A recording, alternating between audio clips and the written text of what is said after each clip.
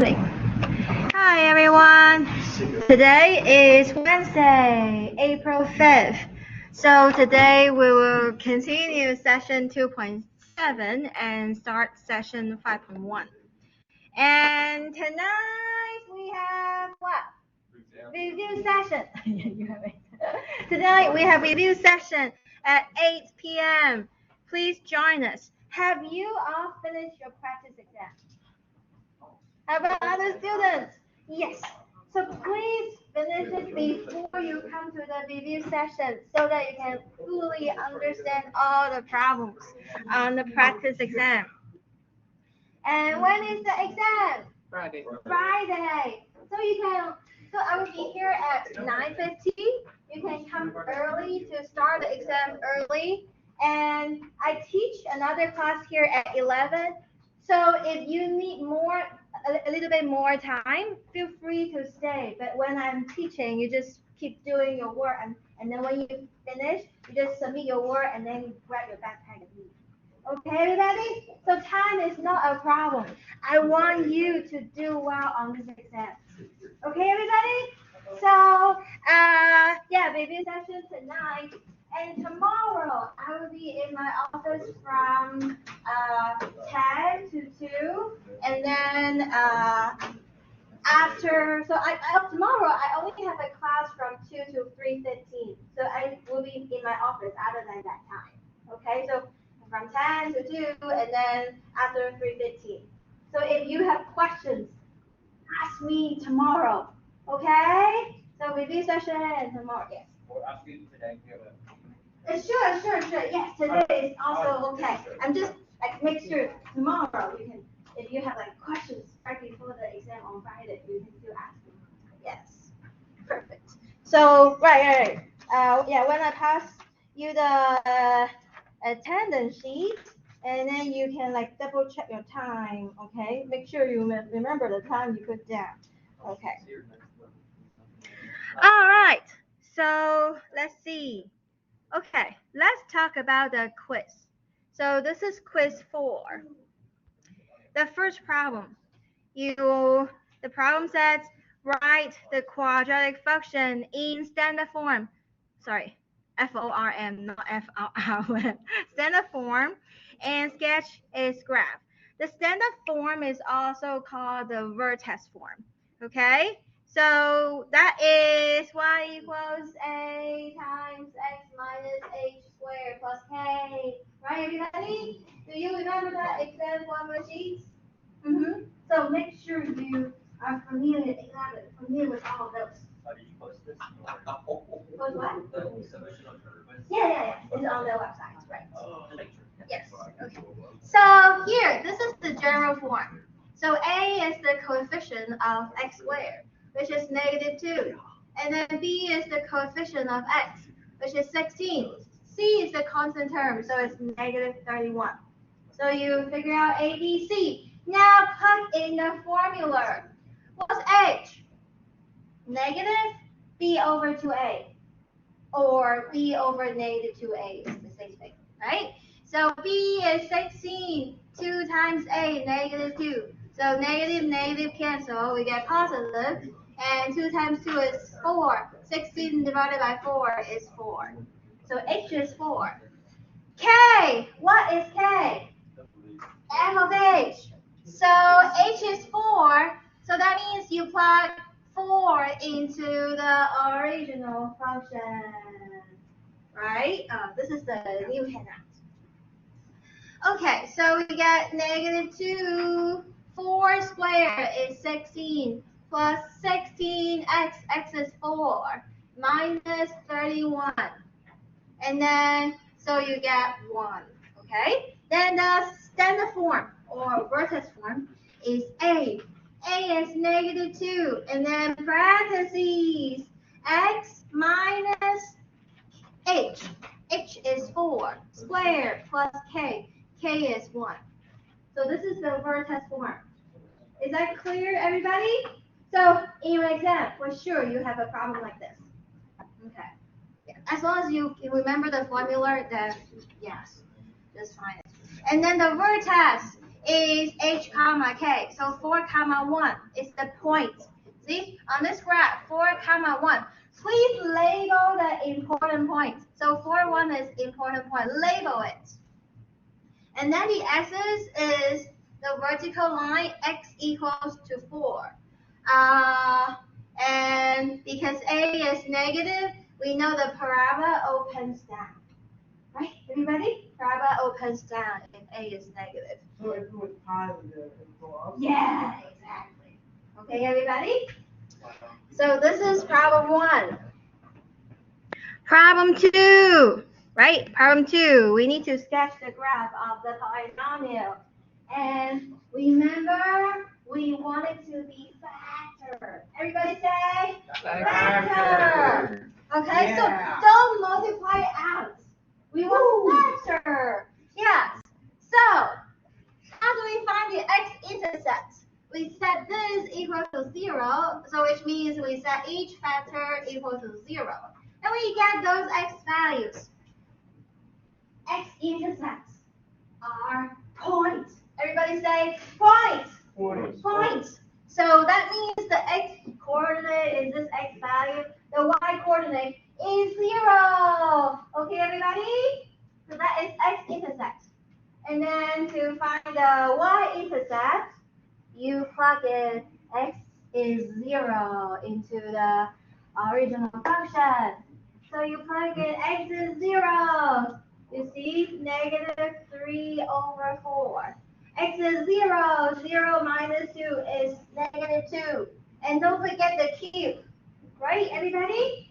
And 0 plus 7 is 7. 0 minus 1 is negative 1.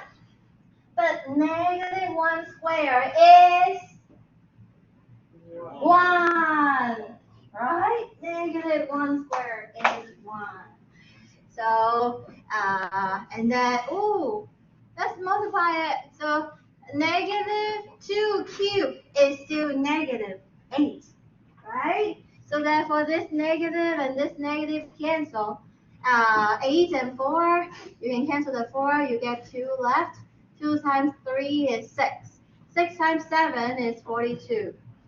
So y-intercept is a point. Everybody say point. Okay, so that means the x-coordinate is 0. The y-coordinate is 42. Okay, so we draw the real number line. This is the x-axis. This is the y-axis. Plot those important points. So which is negative 7/2, 1/6, and 2. And then the y-intercept is the 42. Okay, and now you look at what? The leading coefficient. Leading coefficient is the coefficient of the highest power term in each factor. Right, everybody? So negative 3/4. And then times, see, what's the coefficient of x? 1. 1 raised to the power cube. And then this is 2. And then this is 6 square. Right, everybody? So you may notice that this is similar to like the y-intercept. Because y-intercept, you're looking at the constant terms. The leading coefficient, you're looking at the coefficient of the linear term. Right, everybody? So they're kind of similar, but you look at different terms. So leading coefficient, we just care about whether it's positive or negative. And in here you see is negative. So we start with the right lower corner. Okay, everybody? And when we get to this point, the 2 corresponds to which factor? 2 corresponds to which factor? X minus 2. Look at the multiplicity. Is so what do? Cross. How about 1 over 6? It corresponds to which factor? Yeah, 6x minus 1. What's the multiplicity? Even. So you bounce. Bounce means it stays in the same side. Right? Everybody think about a ball, basketball. laser, boom, like that, fast. So you see it cross this point and get to here. This root corresponds to the factor 2x plus 7. What's the multiplicity? 1. So it's I. So we cross. Okay? At the end. See? And behavior. Look at this part. This means x goes to, how to do negative? Negative infinity, the y goes to negative infinity. How about this side? X goes to in positive infinity, y goes to negative infinity. So in the exam, don't forget to answer the end behavior. Everybody say end behavior. Yes, because it has points. Read the problem carefully. Would it be possible if y intercepts had a multiplicity of like 3 and no, even numbers, so like it would bounce, what would that look like for exactly? The y-intercept? Yeah, the y-intercept. The y-intercept, the y-intercept is always go through the y-axis. Because if you bounce, that's not a function anymore. Remember the function, it must satisfy the vertical line test.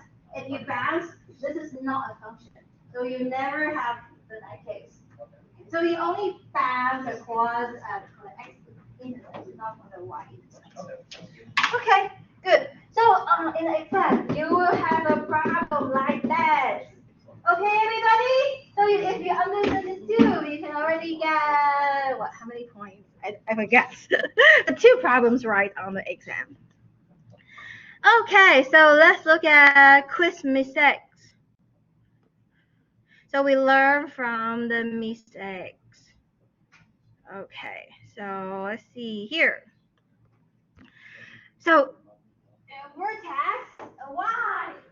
You have to show why. Show all your work. Okay? If you don't show me your work, I give you 1 point, but you need to show all your work. Everybody clear? Show all your work. Okay, and then number 2, didn't answer the problem. So before you do the quiz, I hope you can review the class notes. Have you seen this kind of problems before in class? Yes, right? So please review the notes before you take the quiz. Okay. And here, axis is a line. A line is an equation. So x equals 4. Okay, so x equals 4. And then here, what's the y-intercept? Okay, y-intercept is on 0, 0, so you plug in x is 0. And what is the leading coefficient? So you have to show all your work. Every step has points. Is that clear, everybody? So why do you start with this side instead of this side? Oh, then you have to tell me what's your leading coefficient. Okay. And also you have to tell me what is the end behavior. Okay, everybody? All right. And then here, yeah, that's the y-intercept. How about the x-intercept? So continue. And then here, please label the important points. Okay, so when you draw the graph, what's this point? So put 4 and 1. Everybody clear? Label the important points. Yes? Hear that? Okay. And why this is a vertex? You have to tell me what's your H, what's your K, and what's the standard form. Okay, everybody? So show all your work. Okay, and then here. Why? What are these points? Why? And the y-intercept and x-intercept, they are points, not just numbers. And end behavior, when x goes to infinity, what happens? When y goes to, when x goes to minus infinity, what happens? How about the leading coefficients? So you need to answer a lot of details because each detail has points. Okay, everybody? So that's why when I hope that when you grade your work, okay, so this is the practice exam. Okay, so may you finish first, first, and then look at the practice exam and grade it. And you see the practice exam, each step has points. So if you miss some step, you're gonna lose some points. And please make sure you study the problem 4. Okay, I would say this is the longest problem. Yeah, that's long division. Or you can use synthetic division. By the way, on the exam, I won't ask you degree 4. So I will only ask you degree 3. So you use the rational root theorem to find how many roots? 1. And then you can do synthetic division. Okay? So because it's only 1 root, so x minus 3 is a factor. Then instead of long division, you can do synthetic division. It's faster. Okay? Alright. And then you can find the remaining quadratic factor and then factor it. Use the quadratic formula. Okay. So like that. Okay, and then here, yes. Why? Why do you get this point? Okay, and then here, oh, this is y-intercept. This is multiplication, not addition. And minus 1 squared is positive 1. Okay, so therefore you get negative times negative become positive, you get 42. Okay, so 42 right here, it balanced.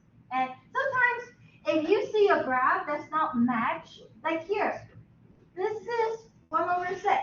But you see, it should be balanced, but you get cross in order to connect this point, then you realize, something wrong. Maybe my y-intercept is wrong because I'm supposed to balance off and connect this point and go through here. Okay? All right. And then here, yes, x-intercept. But how about y-intercept? How about the leading coefficient? How about the end behavior? Okay. So write down, show all your work. And here, A is negative, then parabola opens down. Okay. And then problem 2, leading coefficients and end behavior. Okay. So, and then here, also leading coefficient and behavior. Because if you don't check your leading coefficient, does not start with the right upper corner, okay? You should start with the right lower corner. So the leading coefficient decides which part you start with. So we must check that. And then where's the graph? What is the leading coefficient and end behavior? Okay, I think that, one more here. So here, what's the problem? Okay, the student is using the complete square method, which I didn't teach, okay? I think based on my experience with my previous classes, students find this method so complicated. So that's why I proved that the formula for H and K, so you can just plug in the formula. Okay, so you don't need to use the complete square method. The mistake is here when the student distribute the -2, here there's a 2. That's why it becomes 1 instead of -1/2. Okay, so use the formula. And then here, well, on the x-intercept, I know you mean these points, but please answer as order pair. And y-intercept, order pair. And how about the end behavior? Okay. So, right. And I think that's it. Any questions about the quiz? No? Okay. All right. So let's continue on session 2.7. So last time we talked about inverse function. So for f, we have input, and then 4 max is 10. 4 is input, 10 is output. And the inverse function, a maps the 10 back to the 4. Okay? So the domain of f becomes the range of the inverse function. Peter wants to know why you expressed it with circles. What circle? He wants to know why you expressed it using circles. Oh, I mean the domain. Yeah, you'll see the picture. You can use rectangle. But usually people just a circle is easier to draw. Yeah. Okay. And this is the range of f. It's also the domain of the inverse function. And inverse function does not equal to the reciprocal, so be careful with that. And last time we had x mapped to y, and then the y mapped back to x by the inverse function. Therefore, composite function, what does that mean? So this means we do f first, and then we apply inverse function. Do you see we just get x back? Yes. So f inverse composite with f, we just get the x back. Similarly, here means we apply the inverse function and then the f. Do you see we get it back? Okay, even though I should call it y, but does not matter. The variable, you can call them different names. Okay, so f inverse composite with f, we just get the thing back. And f composite with f inverse, we also get it back. Okay, so that is the property of the inverse function. Now, how do we do examples? Okay, so inverse function, you kind of just switch the inputs and outputs. Is that okay, everybody? Switch your x and y's. All right, so here let's draw x and f inverse of x. Okay, so here, look at this. Your input was -2 and your output was 11. Now you switch them, okay? So now 11 is the input, and then what's your output? -2. Is that okay, everybody? You kind of just switch your output and inputs, okay? What do I put here? 8 and -1, exactly. Next row. 5 and 0. Next row. 2, 1. Next row. -1 and 2. Yeah, everybody? Just switch your outputs and inputs. That's it for inverse function. Okay, switch your output and input. Okay, keep going. Does the following function have an inverse? Okay. Think about it. Look at this picture. Look at this line. Do you see this one, the 5 mapped to 5, and also the -5 mapped to 5? Right, everybody? So we have two inputs mapped to the same outputs. Wow, do we have an inverse? Okay, if we let 5 to be the inputs, what is your output? You have two choices. You don't know which one you should pick. Right, everybody? So therefore, this will be a problem because this is 2 to 1, it's not 1 to 1. So when you switch the input and output, you don't know which number you should define. Okay, so in order for a function to have an inverse, it must be 1 to 1. Yes. So you have a choice of which number you should pick. Okay. Then what happened? So this graph is like x squared. Okay, so x squared looks like this. It passed through 1, 1 and -1, 1. So do you see this function is not 1 to 1, right? It's not 1 to 1 because 1 mapped to 1 and -1 also mapped to 1. Okay, so therefore we cannot find an inverse function to it, but it's okay. We can restrict the domain to be greater or equal to 0. If we restrict the domain, what does that mean? Okay, let me use purple color. So we restrict the domain. So which means we only have this piece.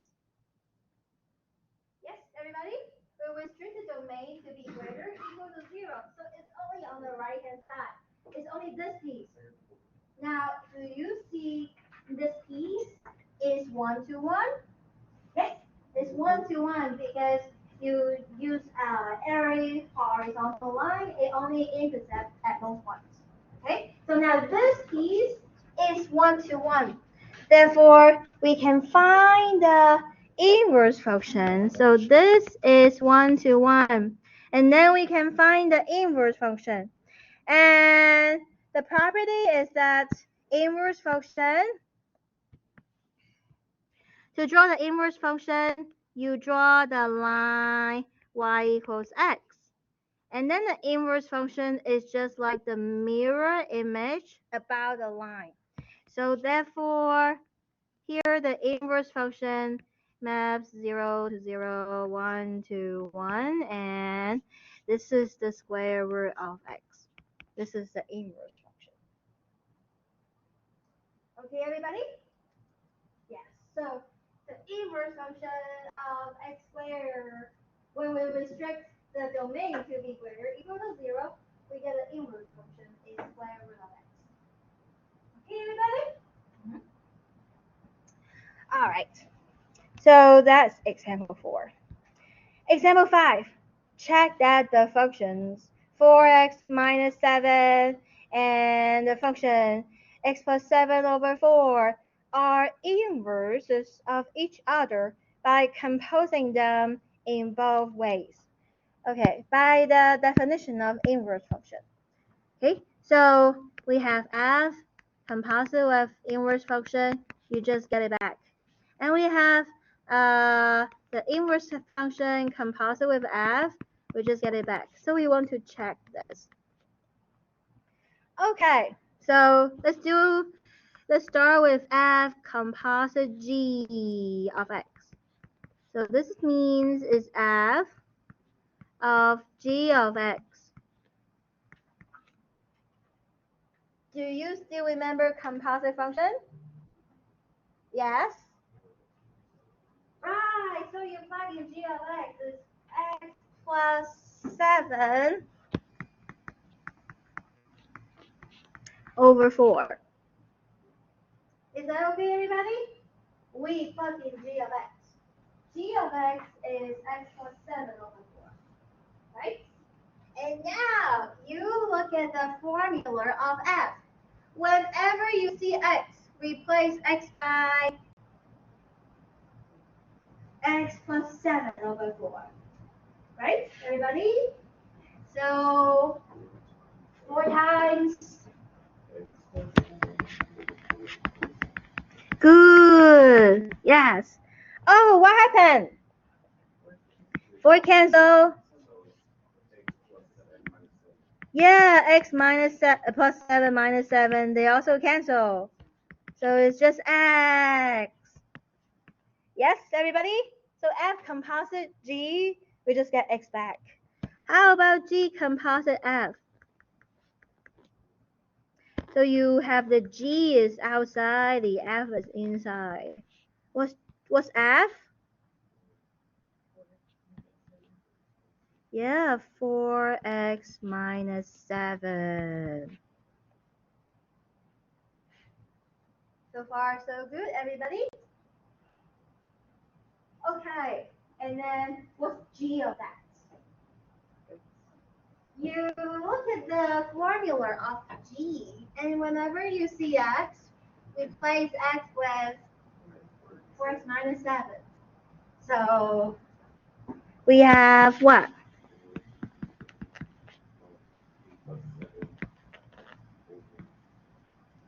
4. Good. Is that okay, everybody? Yeah, take notes, take notes. What happened? What happened? Yes, we cancel the 7 first, right? And then we have 4x over 4. We also cancel the 4. We get x back. Okay. Therefore, you compare F composite G, you get X back. And the G composite F, you get X back. Therefore, G is the inverse function of F. So G is the inverse function of F. Is that okay, everybody? Yes. So this is example 5. Okay, so example 5, we were given two functions, and then it asked us to check whether they are inverse functions. But now, what if we only have like a function f, and then we're asked to find the inverse? What do we do? Okay, here are the steps. First, we write y equals f of x. The second step, switch the x and y. And the third step, solve for y. And then you can rewrite f inverse of x equals y. Okay, so what does these step means? Let's look at example 6. Step 1. Huh? Step 1, what do? We write y equals f of x. F of x is 3x cubed minus 4. Is that okay, everybody? Step 1, we write y equals f of x. F of x is 3x cubed minus 4. This is the first step. Everybody get the first step down? Yes? Okay. Step 2, switch x and y, which means if you see y, you put x. If you see x, you put y. So this is what it means. Switch x and y. Yes, everybody? So far, so good. And then solve for y. How do you solve for y?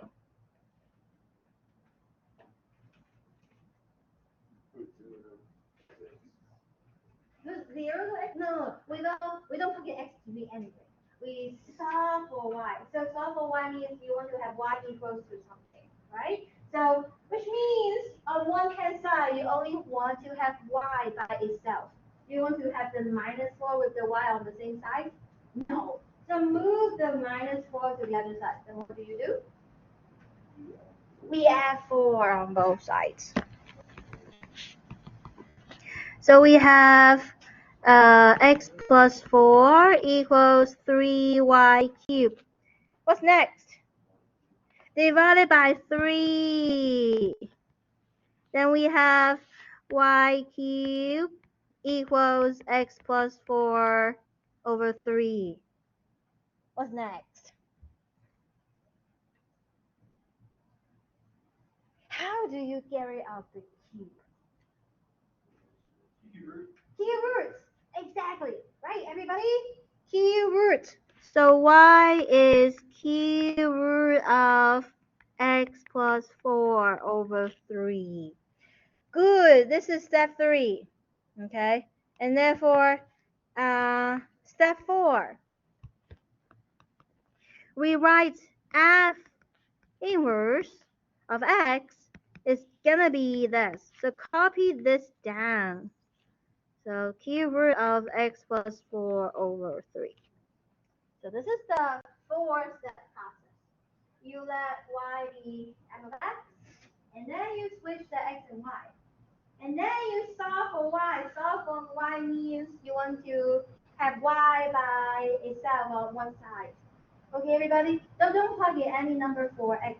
If you plug in any number for x, y will be a constant. You don't want y to be a constant. Okay? Finally, f inverse of x is going to be whatever here you find in step 3. Okay? All right. So good. Okay. Now it's your turn. Do problem 8. Okay, so do problem 8 now using those 4 steps.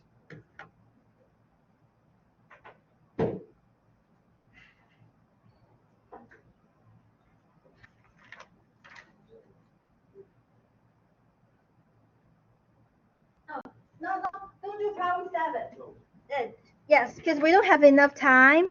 Leave it as an exercise at home, okay? We're 2 letters behind schedule.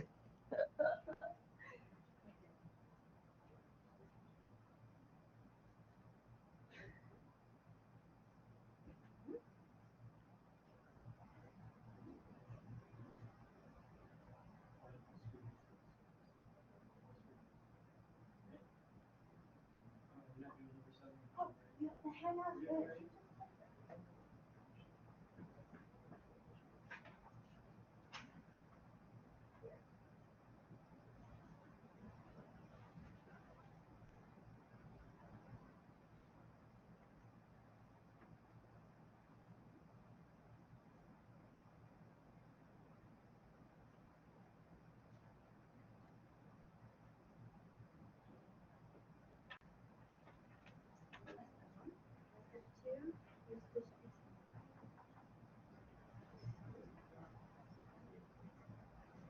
It's good. Oh, what? Because you are using x times that, right? Because you do 2x, y, and then you have positive x. Yeah. And then this The positive. -4 out here.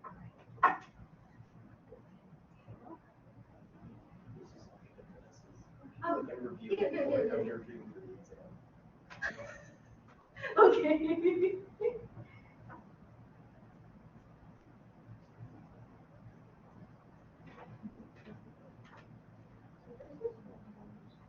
This y, right? And this second step, you switch the x and y. So you call this x, and you call this y.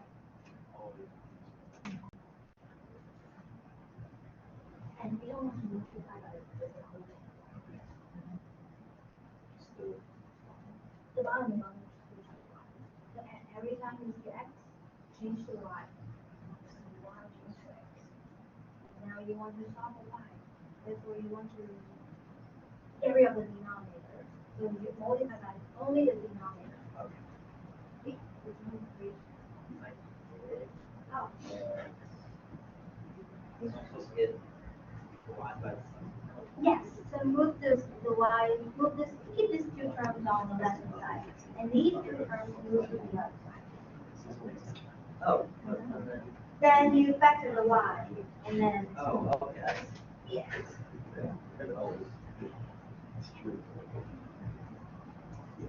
Okay, so you want to get rid of the denominator, right? So you multiply by the denominator on both sides. So you also multiply here.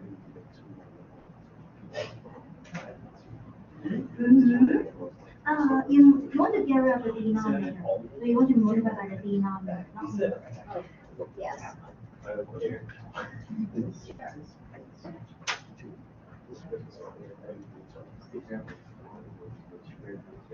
Oh, you multiply it and then it's on numerator.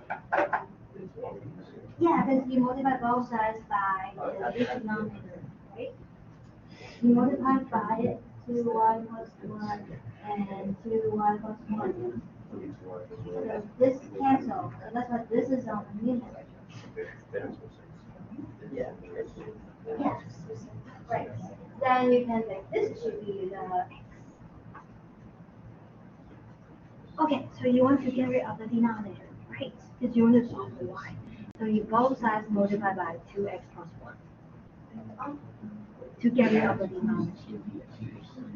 And this is the denominator, right? To get rid of that, you both sides multiply by 2y. Why? Why would you do that? Oh, skip this problem. Do this one. This one is exercise at home. How did you do that? And then move all the y on Maybe on one this stupid side. call. Maybe you're right. Did I do this wrong? Good. See, you see here, cancel. And then here, this two. Should I? Good, then multiply by minus 1. Where's the answer? See, why do you have minus 1? If you, it's just y. So why?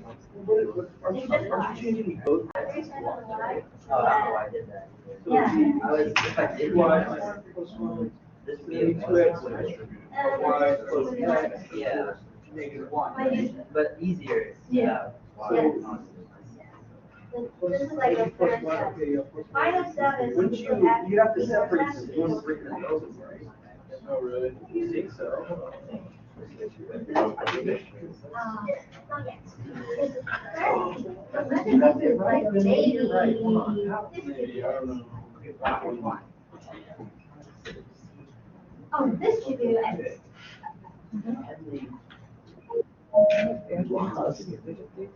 Not yet. Switch the x and y.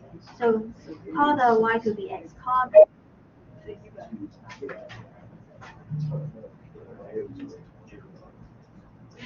yes. Now you move the y on one hand side. Move the x and move the terms without y to the other side. Does it this term have the y? This term has the y? Move them to be on the same side. And then the terms without y, move it to the other side. Because you heard, so you was talking about Jiggalo and you said yes. You heard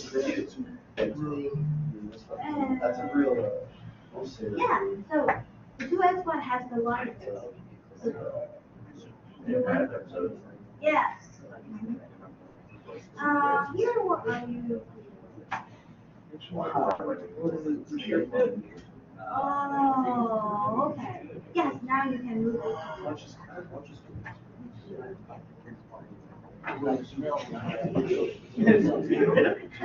Let's see. well, okay, he's probably got it right, but like, I'm confused in the sense that.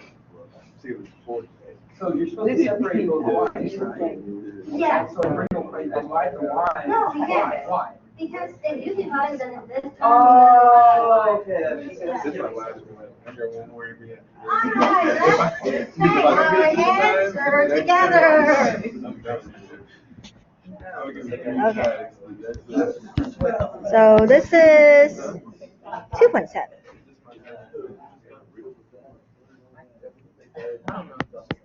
Okay. Alright, let's check our work. Do you have the first step right? Yes. Second step, do you have it right? Yes. And then you want to solve for y. How do we solve for y? Carry out the denominator first. So both sides multiply by the denominator. And then you see this cancel. So you have minus y plus 4. And on the left hand side, distribute. So 2xy plus x times 1 is x. Okay, everybody? So you want to solve for y. So what do? Move the terms with y to the left-hand side. What are the terms with y? So terms are separated by plus or minus. So this is one term. Okay, everybody? Terms are separated by plus or minus. Does this term have y in it? Does this term have y in it? Yes. How about the next term? Does this term have y in it? No. Look at this term. Does this term have y in it? Yes. Look at this term. Does this term have y in it? No. So you move the terms with y in it to the left-hand side. So you see, we need to move this term to the left. So we add y on both sides. We get 2xy plus y plus x equals to 4. And we want to move the terms without y to the right-hand side. Do you see this x has no y in it? Yes? So we move to the right. How do we move to the right? Subtract x. Can we divide it by x? We cannot. Don't divide by x. Subtract x. Now you see on your left-hand side, all the terms has y as a factor. So we can factor out the y. Then we get 2x plus 1. On the right-hand side, we get 4 minus x. So solve for y. The right-hand side divided by 2x plus 1. Is that okay, everybody? So this is how we solve for y. And the 4 steps, the inverse function equals to that. Just copy that. Okay, so 4-step process. Okay, so step 3 is the hardest. But step 1, step 2, hopefully you get that right and you get some points. But the step 3 is harder. You need a lot of exercise. Okay. All right, so this is example 8. Any questions about example 8? Okay, so let's keep going. Because we don't have enough time, so example 9, I will let you to do at home and then check your answers here. Okay, so I do want to talk about the graph. Okay. Given the points A, B on the graph of f of x, we can get a point on the graph of the inverse function by switching the coordinates. So EA is on the f inverse. So look at this picture. The blue curve is f. Okay, let's pick some points on the curve. Do you see it pass through this point? This point is 2, 4. The f passed through the point 2, 4. It also passed through the point 5, 8. Do you agree, everybody? And then when you find the inverse function, you kind of just switch the x and y. So 8, 5 is on the inverse function. So you plot x is 8 and the y is 5. So this is the point 8, 5. And this is 2, 4. When you switch them, you get what? 4, 2. See, 4, 2 is right here. And also, look at this point. It was 1, 0. And then you switch x and y. So you see you get 0, 1. Okay. So your inverse function should pass through 0, 1, 4, 2, 8, 5, and etc. Now, can you look at the picture and tell me what do you see from f and f inverse? Do they look like mirror image above the line y equals x? Yes, that is always the case. The graph of the inverse function. This is another example, right? This is x squared. This is square root of x. Do you see the mirror image above the line y equals x? Yes, that is true for all the inverse functions. So the graph of the inverse function will be the mirror image of f across the line y equals x. Do you remember another example, x cubed? What's x cubed? Like that. And the inverse function is cube root. What's cube root look like? Like that. Do you see the mirror image? Okay. So everybody, let's do the math exercise. What is line? X squared. X cubed. Square root. See? X square root is the inverse function of x squared. If you wish to do something. Cube roots. And absolute value. Yes. So on your exam, you will have a transformation problem. It will be one of those graphs. Okay? And what's the order of transformation? What do? First x. Left, right. And if you have plus c, it's left or right? X plus c. Left. X minus c, right. Second one. We flip over the y-axis. So you jump, right? And the third one. X-axis. And vertical stretch. Look at me studying. Yeah, and the last one is up and down. Okay. So see you on Friday and tonight's review session. Okay. Bye.